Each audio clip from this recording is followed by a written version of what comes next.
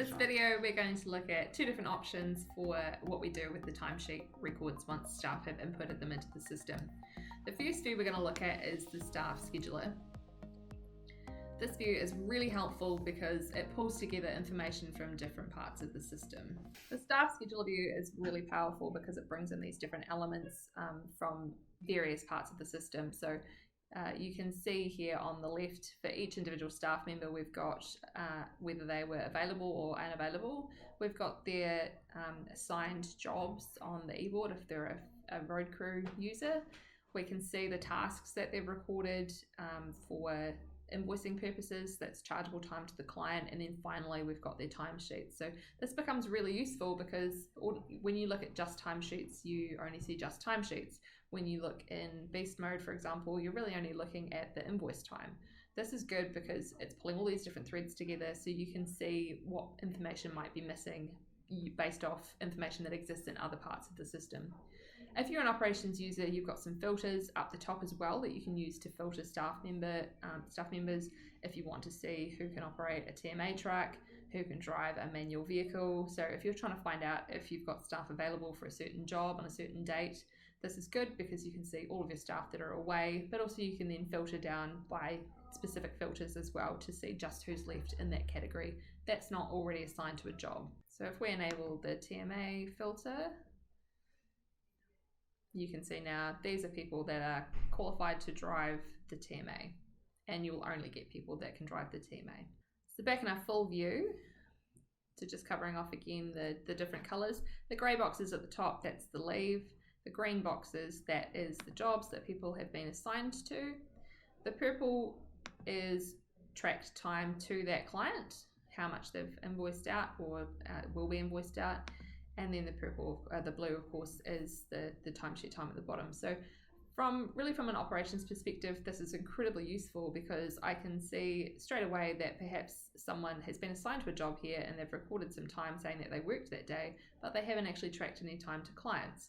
Maybe that was because they did work around the depot, but maybe that means they actually forgot to record their time that day. So if I'm picking this up before the invoice team has come along to invoice it, maybe I've given them a bit of a helping hand by picking up that there is a shift missing before they've had to go and dig in and find that there is a shift missing. So this is a very useful view. This also applies to anyone coming at this from a payroll perspective, because if we're trying to verify that yes, in fact, that time is correct, we're looking at this other sources of information that comes in here. So yes, they've recorded some time to that job. Cool, that matches roughly speaking how long they've recorded for their timesheet that day. But here we can see we've got timesheet recorded, they were assigned to a job, but they haven't charged anything. So is there an issue there that we've got to go and look into before we pay that person for that shift? So there's a lot of really, really useful data here that we can use. And the fact that it's really visual, we don't have to look, we can click on all these individual bubbles to find out that information, but we don't have to because there's just some really good visual clues here that we're immediately looking for things that might be missing or just look a bit weird that we want to go and look into a little bit further. You can see out the right hand side as well, we've also got some tools here around how many hours staff have worked. So when you load a user in, you can load how many hours they're contracted for. Once they've met their contracted hours, it goes green, which is really helpful. If it goes more than 10 hours over that contracted hours time, it then goes yellow, and then there's an option going red as well if they've worked quite a lot of hours. So it's really good for a staff management point of view. If you're getting near the end of the week and you want to see maybe who needs a day off or who is going to go and do a call out because you need to see who's worked the least hours, you can start to have a look at these tools down the side as well. So in the key at the top, you can see those colors there reflected, and also the little bubbles line up with the job headers at the start of each row. From this view also, if you're an administration user, you can load someone's time in for them if someone's forgotten to put in an entry. You can click on the little ...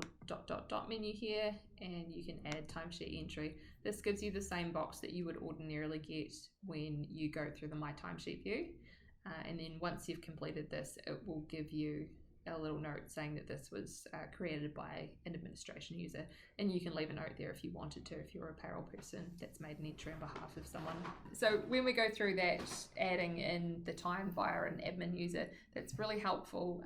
Maybe you've got someone that's just struggling to wrap their head around things a little bit, or it might be someone that doesn't use the system often, could be a temporary agency that you've engaged staff through that you need to get some time into the system for. So if you just want to have that recorded, you can come in via the administration option and just add time for that person directly. So that could even be that someone, you followed up about an outstanding shift that you thought someone had worked.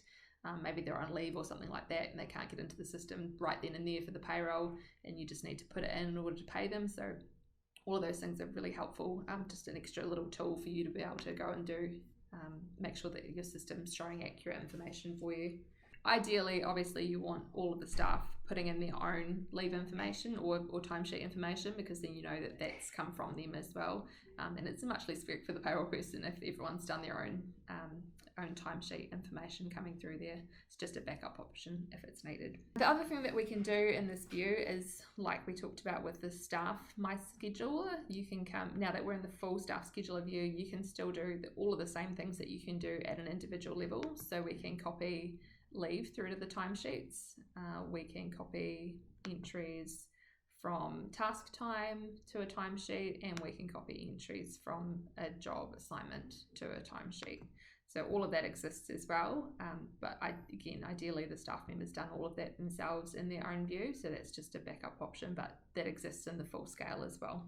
One last option that we can do within Staff Scheduler is actually add in somebody's leave. So this is a shortcut. Obviously, you can do this from within resources and users. If you click on the user, you can get to availability that way, but we can also do it from the Staff Scheduler, which is often a quick shortcut. You're often in this view already when you want to do something like that. So you just hit the little ... menu and then availability, and then that brings you into this view here where we can add dates that someone's not available. So if someone's away on annual leave or sick leave, for example.